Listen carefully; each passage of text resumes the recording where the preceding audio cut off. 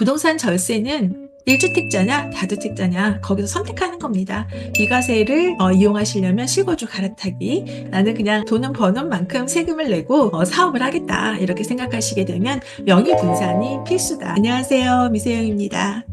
이번 시간은 세 번째 강의입니다. 부동산의 절세, 세금에 따른 명의에 대해서 한번 얘기를 해보고 싶은데요. 부동산 투자, 재테크할 때 세금을 떼어놓을 수가 없습니다. 오히려 세금을 이용해서 절세 전략을 세우는 것이 부동산 재테크를 잘하는 방법이라고 얘기도 많이 하죠. 현재 나의 상황에 따라서 부동산을 어떻게 접근을 해야 되고 세금에 따른 어떤 부분들을 조금 알고 있어야 되는지 한번 얘기를 해보도록 하겠습니다. 부동산 세금은 전략이다라고 한 줄을 적었어요. 보통 1주택만 갖고 있을 경우 대부분 그렇죠. 실거주 주택을 보통 갖고 있기 때문에 다 비과세입니다. 예, 가격이 올라도 1주택만 계속 보유하고 팔 때에는 비과세를 받기 때문에 저희가 세금에 대해서 그렇게 공부를 많이 하지 않는 상황입니다. 하지만 1주택 이외에 하나 추가로 또 추가로 부동산을 매입을 하다 보면은 기존에 비과세 받았던 주택이 비과세가 아니라 과세가 되는 경우들이 많이 있습니다. 그래서 부동산은 이제 세 가지를 기억하시면 되는데요. 첫 번째는 부동산을 매입할 때는 취득세가 있습니다. 부동산이 요번에 급등을 하면서 많은 규제가 있었고, 규제 지역과 비규제 지역, 그리고 주택수에 따라서 취득세율이 조금 다릅니다. 지금 현재 상황은 어떤 부분, 취득세를 그 다음에 취득하게 되면은 몇 프로를 되는지 이 부분을 조금 더 검토해 볼 필요가 있고요. 그 다음에 부동산은 수익은 뭐예요? 팔았을 때 나는 것이 수익이잖아요. 그 매도 시에 내가 비과세를 받느냐, 아니면 과세가 되면 과세 구간에 몇 프로를 받는지 이 부분을 좀 저희가 검토를 해야 되고, 보유하는 동안에 재산세나 이런 것들은 금액이 작아요. 그래서 저희가 그 부분까지 구체적으로 뭐 세금 계산을 하진 않는데, 만약에 이 부동산을 한 채, 두 채, 세 채 모으다 보면은 부동산의 합산된 가격이 커지잖아요. 이런 경우에 이제 종합부동산세를 내게 돼 있습니다. 그래서 저희가 종부세라고 하죠. 부부가 보통 세대가 합쳐져서 1주택을 갖고 있잖아요. 만약에 2주택이다. 주택이 이제 두 개로 넘어갔을 때에는 그때부터 명의에 따라서 9억까지 약간 공제를 해주는 그 구간이 있습니다. 1주택일 때는 12억까지, 1주택이 아닌 2주택으로 넘어갔을 때는 1인당 9억 원을 공제를 해줍니다. 결국에 이 말은 9억까지는 세금을 종부세를 내지 않는다 이 뜻이겠죠. 아주 고가의 주택을 갖고 있지 않는 한 종부세가 그렇게 크지 않은데 얼마를 나올지 모르니까 거기에 대한 불안감을 갖고 있죠. 그래서 이 부분 보유세는 얼마 정도 나오나 한번 검토해 보면 좋을 겁니다. 세금이 어려워요. 정책들이 계속 바뀌면서 세금이 어려워졌습니다. 세금에 대한 거를 심플하게들 많이 얘기했는데 최근에는 세금은 세무사한테 얘기하세요, 상담하세요 이런 말들을 많이 하죠. 근데 이제 상담하는 것도 매번 할 수 없고 한 번 정도는 뭐 주택 보유수가 많다 그러면 상담해도 되겠지만은 기본적으로 요즘에는 앱들이 많이 나와 있어요. 잘 되어 있습니다. 부동산 앱 중에서 부동산 계산기 끝판왕이라는 걸 한번 소개시켜 드려 볼게요. 저희가 부동산을 할 때는 빅데이터 요즘에는 데이터들이 많이 잘 저희가 볼 수 있기 때문에 앱만 잘 활용해도 기본적인 요소들은 좀 알고 갈 수 있습니다. 부동산 계산기 끝판왕이라는 요 앱을 깔아서 보시게 되면은 여기 취득세율이라든가 여기 2023년 1월 이후가 이전 이 바뀐 내용들이 있다는 얘기죠. 그래서 지금 현재는 2023년 1월 1일 이후에 적용되는 취득세율을 보면 되는 겁니다.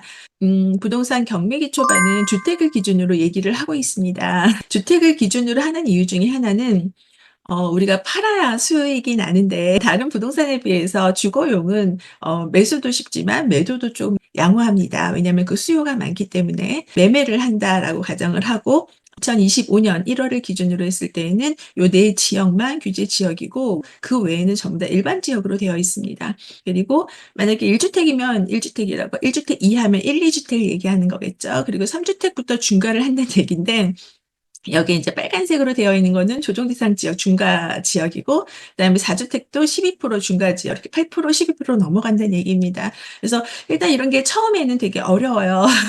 그래서 나의 상황을 여기다가 넣어 보면 됩니다. 만약에 내가 주택인데 처음에 인제 취득할 6억 이하의 1주택인 경우에는 1.1% 라는 얘기예요. 금액에 따라서 구간에 따라서 요율이 좀 달라지는 거, 내가 사고자 하는 주택이 어디에 해당하는지 보신 다음에 거기에 해당하는 취득세율을 정하시면 되는 겁니다.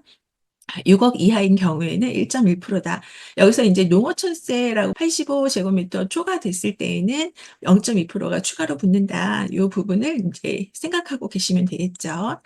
그리고 인제 중과 지역 같은 경우에는 인제 1주택인 경우에는 이 금액에 따라서 1% 에서 3%가 된다는 얘기입니다.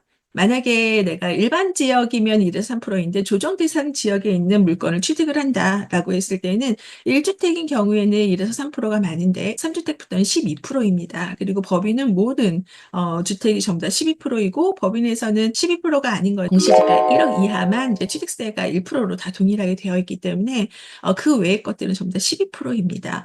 지금 내가 1주택이 있어요. 실거주 주택이 있다. 그랬을 때 두 번째 주택을 살 때에는 이 해당 지역, 그 강남 상구하고 용산구 요 부분 이외에 주택은 1%로 다시 가는데 조정 대상 지역 안에 있는 주택을 두 번째로 매입할 때에는 8%가 된다. 이렇게 생각하시면 됩니다. 그래서 실거주로 처음에 들어갈 때는 문제는 없겠죠. 무주택이 1주택이 될 때는 지역에 상관없이 1%대로 갈 수 있지만 지금 실거주가 있거나 주택이 하나 있는 상태에서 추가로 될 때에는 8%가 된다. 이렇게 보시는 거죠. 그래서 나는 지금 현재 2주택인지 1주택인지 무주택인지 아니면 3주택 이상인 다주택인지 검토해 보시게 되면은 투자를 만약에 한다라고 했을 때 1%인 사람하고 8%인 사람하고 경쟁하면 어떻게 돼요?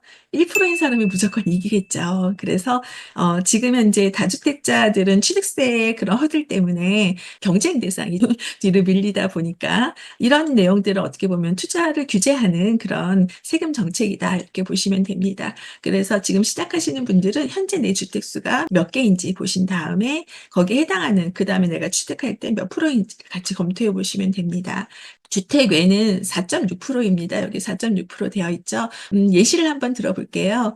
3억의 아파트를 살 건데 일반 지역에 인제 아파트 주택 매매를 할 거고 일반 지역에 2주택 이하다라고 해서 이렇게 3억을 넣었습니다. 그러면은 일반 지역 같은 경우에는 3억 해서 1% 6억 미만은 1%라고 했잖아요. 그래서 300만 원에 지방교육세 0.1% 해서 330만 원을 취득세로 내는구나. 이렇게 계산이 되는데 만약에 조정 대상 지역 안에 있는 그 해당하는 주택을 살 때에는 2주택부터 8%가 적용이 됩니다. 그럼 얼마예요? 벌써 2,400만 원입니다. 300만 원의 경우와 2,400만 원의 경우에는 너무나 큰 차이가 나죠. 예. 그래서 취득세가 인제 좀 과하게 많이 부과가 되다 보니까 매입하는데 조금 더 허들이 되는 거죠. 여기 그래서 취득세가 중과되는 거를 사람들이 부담스럽게 생각을 합니다. 그래서 주택수에 따라서 취득세율의 차이가 있다.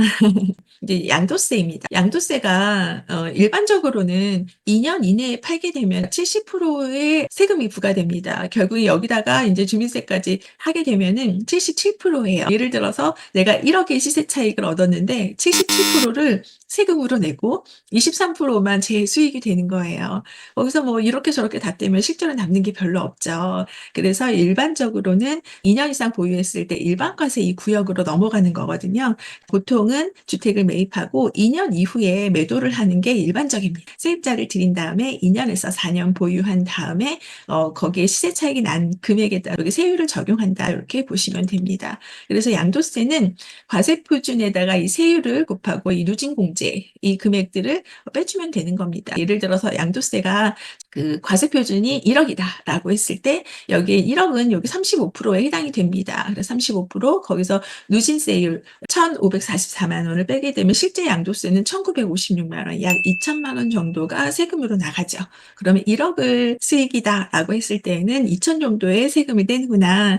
개인 명의로 하게 되면 2년 보유를 무조건 해야 되는구나라고 해서 시세가 계속 상승할 것 같으면 실은 보유를 좀 오랫동안 하고 매도하는 게 맞죠. 그래야지만 시세 상승도 크니까. 요즘에 주택수를 보유하는 게 좀 부담이 되는 경우들도 많아요. 그랬을 때 이제 매매 사업자라고 있습니다. 기본적으로 일반적으로 양도소득세율에 따라서 2년 이후에 일반 과세로 파는 게 보통인데, 이제 개인 매매 사업자로 내서 하게 되면은 사업자로 봅니다. 저희가 사업자의 세금 신고는 그다음 해에 종합소득세를 신고를 하죠. 종소세라고 해서 신고를 하는데, 종합소득세 신고할 때 수익 나는 부분을 그때 신고를 하는 거예요. 그러다 보니까 이 양도세율 자체가 곧바로 팔아도 시세 차익에 따라서 세율을 부과하니까 나는 오래 보유하고 싶지 않아. 임차인 들이고 싶지 않고 낙찰 받아서 공시를 뭐 청소를 한다든가 수리를 해서 곧바로 매도를 하고 싶어라고 하게 되면은 이렇게 개인들이 매매 사업자를 내서 요즘에 하고 있습니다. 그런데 이 매매 사업자도 조금 더 공부를 해 보면, 내가 만약에 주택이 있고 이 주택에서 비과세 양도세를 받으려고 하게 되면 일정하게 매입하고 매도하고 이 사업하고 있다라는 걸 증빙하는 서류들이 조금 필요해요. 그래서 만약에 개인 매매 사업자를 하려고 한다 그러면 이 부분에 대한 공부를 조금 더 해 보시고 시작을 하셔야 됩니다. 무조건 '나는 개인 매매 사업자 할 거야.' 이런 게 아니라 '나는 1 년에 지속적으로 두 채를 매입하고 뭐 두 채를 매도할 거야.'라는 이런 계획들이 좀 있어야 돼요. 요즘에는 단타로 이렇게 경매로 낙찰받아서 곧바로 매도하는 방법을 개인 매매 사업자를 활용을 좀 하고 있다. 이 세금 때문에 그렇다. 그리고 인제 법인인데요. 법인의 문제는 아까 공시가격 1억 이하가 아닌 그 이상의 취득을 할 때에는 전부 다 12% 입니다. 종부세가 개인의 경우에는 1 인당 9억 공제해 주고 1 주택일 때에는 12 억까지 공제를 해 주잖아요. 그런데 법인들은 이 공제이익이 없습니다. 그래서 6월 1일 기준으로 종부세가 무조건 부과가 돼요. 그렇다 보니까 법인으로 요즘에는 매매를 하기가 좀 어렵죠. 그래서 법인 사업자들이 요즘엔 좀 주춤하고 있는 분위기다. 이유는 뭘까요? 세금 때문이다. 취득세도 12%를 내야 하고, 법인세도 또 주택 부과되는 금액이 있고, 이런 종부세도 크다 보니까 인제 법인으로 요즘에 단타 매매를 하는 경우가 조금 적죠. 만약에 공시지가 1억 이하만 1% 였는데 지방의 경제를 살리기 위해서 뭐 2 억까지 조정을 한다. 공시가격 2 억까지를 1%로 조정하겠다는 얘기도 나오고 있죠. 그러면 이런 정책들은 계속 변하기 때문에 그 시기에 맞게끔 이 세율도 또 변할 수도 있어요. 그래서 세금은 한 번 고정으로 아는 게 아니라 계속해서 변화되는 것이, 무엇이 변화가 되고 혜택이 뭐가 있는지를 저희는 꾸준히 모니터를 할 필요가 있다. 이렇게 꼭 봐 주셔야 됩니다. 그래서 세금은 취득할 때, 매도할 때, 보유할 때 어떻게 변화가 되면은 그게 나한테 어떤 혜택이 줄지를 적용해 보셔야 된다. 그리고 인제 비주택 같은 경우에는 1년 보유 미만, 그리고 1-2년 보유 미만, 그리고 나머지 이렇게 기본세율 되어 있으니까, 저는 인제 주택을 주로 하기 때문에 요 부분은 크게 신경 쓰지 않았지만, 주택 이외의 부동산을 접근하실 분들은 또 거기에 해당하는 세율도 검토해 보셔야 됩니다. 그리고 우리가 양도세를 납부하는 기간은 보통 2 개월 후예요. 예를 들어서 인제 1월 중순에 매도를 했다 그러면은 양도일이 속하는 달, 그 달부터 2 개월 후의 말일까지가 기준이거든요. 그래서 예전에 뭐 주택을 사고 팔고를 많이 안 하면 세금 신고 뭐 이런 거 신경 쓰지 않는데, 또 요런 것들도 또 계속 신경을 쓰셔야 됩니다. 그래서 주택을 사고 팔게 되면은 요렇게 양도세율은 2달 정도의 여유를 주고 있다. 그리고 보유세 인제 종부세를 얘기하는 거죠. 종부세는 인제 이것도 다주택자하고 아닌 사람의 요율이 조금 다릅니다. 볼게요. 여기도 지금 기존에 세율을 보시게 되면은 3 억, 6억 그다음에 12억 이렇게 나뉘는데, 요 구간에는 다 똑같아요. 그런데 12억 이상인 경우에는, 다주택자인 경우에는 이 종부세가 쪼금 더 세죠. 예. 그래서 나는 혹시 금액이 해당이 되면 여기에 해당이 되는지 한번 검토해 보시고, 만약에 12억 이하라 그러면 인제 다주택자나 1 주택자나 똑같다 이렇게 보시면 됩니다. 예를 들어서 인제 1인 기본 공제액은 9 억이에요. 이제 부동산 공시가격 합산 금액이 인제 10 억이다, 한 사람이 갖고 있는 게. 그러면 10억 원에서 기본 공제 9억 원을 빼주는 겁니다. 그리고 여기 보시면은 과세 표준이 공시가격 합산의 60% 라고 되어 있어요. 그래서 여기서 곱하기 60% 하게 되면은 과세하는 그 기준이 되는 과세 표준은 6천만 원이라는 겁니다. 그럼 6천만 원에 해당하는, 여기 3억 이하가 0.5% 였잖아요. 그래서 6천만 원에 0.5%를 곱하면 30만 원 이렇게 되는 거죠. 네. 그래서 실제 1인당 9억 원의 공제가 있기 때문에 "세금이 그렇게 크지 않다. 우리가 막 종부세가 너무 중과돼요." 막 이런 얘기 많이 들리는데 실제로 계산해 보면 요 10억 정도의 그 부동산 공시가격 합산이라고 하게 되면 '아 30만 원 정도를 내는구나.' 그리고 인제 1 가구 1 주택, 1 주택만 갖고 있는 경우에는 12 억까지 인제 공제를 해 준다. 이렇게 보실 수 있죠. 예를 한번 넣어 볼게요. 저희가 인제 그 5억 원 공시가격 5억 원 그리고 또 5억 원 이렇게 두 개 합쳐 가지고 10억 원이 된 계산을 해서 이렇게 넣어 볼게요. 이 공시 가격이 두 개 합치니까 10억 이에요. 여기서 아까 9억은 개인 공제된다고 했죠. 그리고 과세표를 60% 해서 했더니 6천만 원, 0.5% 적용하니까 30만 원. 그리고 여기에는 뭐 재산세 중복분을 또 빼주나 봐요. 이렇게 더 적게 나오니까 감사하죠. 실질적으로 저희가 종부세를 내는 금액은 24만 8천 원, 25만 원 정도구나라고 해서 계산기가 계산을 해 줍니다. 공제해 주는 금액은 다 알 수 없으니까 얘를 빼고라도 약 30만 원 정도가 종합부동산세가 나오는구나. 이렇게 기억을 하실 수가 있습니다. 공시 가격 10억, 종부세 부담은 그렇게 크지 않다. 부부의 경우에는 남편, 배우자들 각각 9억이 되는 거니까 그럼 여기서 인제 명의분산을 생각해 볼 수 있어요. 저를 예를 들어 보면은 저희는 인제 부동산이 이제 실거주 한 채가 있었습니다. 처음에 매입할 때에는 그 실거주 가격이 그렇게 크지 않았어요. 약간 3억 대 정도 되는데 요 금액은 종부세를 내는 구간이 아니죠. 그러다 보니 어떻게 돼요? 처음에 그 부동산 한 채를 갖고 있을 때에는 종부세도 해당이 없고 그리고 주택을 뭐 사는 경우도 없었고 파는 경우도 없으니 세금에 완전 문외한이었습니다. 그런데 인제 부동산 경매를 시작하면서 낙찰을 3년 동안 열 채를 받으니 이 열채가 아무리 작은 금액이라도 모으면은 금액이 커지죠. 2013년 할 때에는 공제 금액이 6억 이었습니다. 지금은 9억 으로 상향이 된 거예요. 그러면 6억 가지면은 기존에 있는 주택에다가 몇 채만 하면 종부세를 내는 거죠.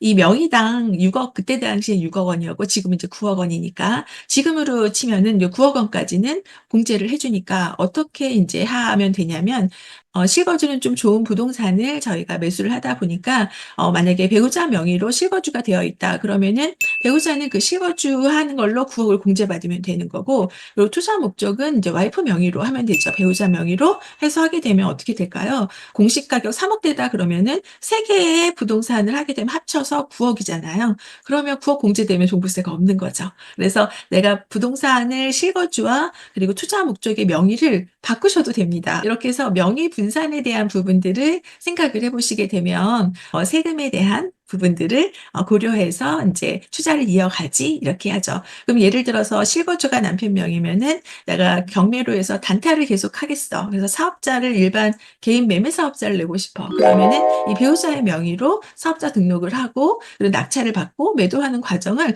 반복해서 이어가시면 되겠죠. 그래서 요런 구도들을 한번 생각해 보시면 좋으실 것 같습니다. 그래서 명의에 따라서 나는 실거주와 투자 목적을 어떻게 분산을 해서 진행을 하면 좋을까 이렇게 생각해 보시면 될 것 같습니다. 그래서 부동산을 할 때에는 개인, 임대, 매매, 인제 법인 사업자 이렇게 늘 생각해 볼 수가 있습니다. 제가 처음에 부동산에 시작할 때에는 대출이 잘 나왔던 시기였어요. 2013 년도였거든요. 대출이 잘 나와서 이 대출을 지렛대로 해서 월세 목적으로 접근을 했었는데 그때 당시에는 대출을 받아서 월세를 받는 목적이 너무나 적합했어요. 그리고 1억 이하의 주택은 대출에 제한 없이 개수에 상관없이 나왔던 시기였기 때문에 하지만 지금 현재는 그렇지가 않아요. 지금은 대출이 이렇게 어렵거든요. 그래서 제한도 많고 주택수를 늘려서 대출을 많이 받아서 하겠다? 조금 어려운 상황이죠. 그리고 전세금을 지렛대로 해서 소액으로 투자를 했었죠. 저희가 투자금이 적게 드는 방법으로 할 때 지렛대는 대출하고 전세금이라고 인제 두 가지밖에 없습니다. 아니면 두 가지를 합쳐서 하실 수 있는 거거든요. 합쳐서 한다라는 거는 뭐냐면 예를 들어서 인제 신도시 같은 경우에는 외곽으로 되어 있을 때 매가는 매매 가격은 높은데 전세 가격이 물량이 많으니까 낮춰져 있는 경우들이 많아요. 6억에 있는 주택인데 전세는 3억이에요. 그러면 이제 3억이 있어야 되는 거잖아요. 그랬을 때 여기에 다른 임대를 놓고 실투자금을 쪼금 더 활용을 하고 싶은 거예요. 그러면은 매가가 6억이면은 대출을 받고 거기에서 전세금을 놓다든가 이렇게 해서 할 수 있거든요. 근데 그 범위는 쪼금 더 높일 수도 있고 선대출하고 전세금 이렇게 해서 믹스해서 쪼끔 더 올려서 구성을 하는 경우들도 많았어요. 많았어요.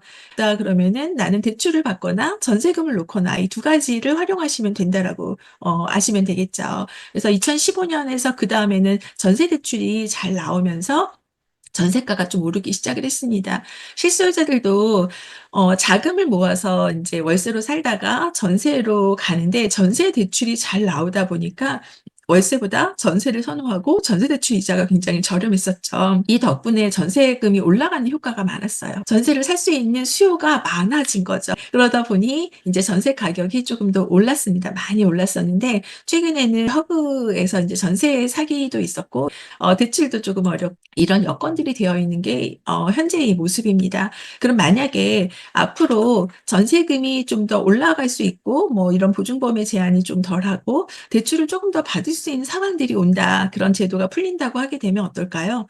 또 사람들은 거기를 이용을 해서 투자를 하겠죠. 그래서 기존에 투자했던 사람들이 투자를 안 한다고 해도 새롭게 또 투자자들이 또 나오게 되어 있습니다. 적은 금액으로 보통 재테크를 시작하다 보니까 반복되는 것 같아요. 그래서 지금 하고 있지 않더라도 이 대출금이 풀리는 시기, 전세금이 풀리는 시기에 따라서 이런 사업자의 모양도 이렇게 바뀌어간다라고 보시면 될 것 같습니다.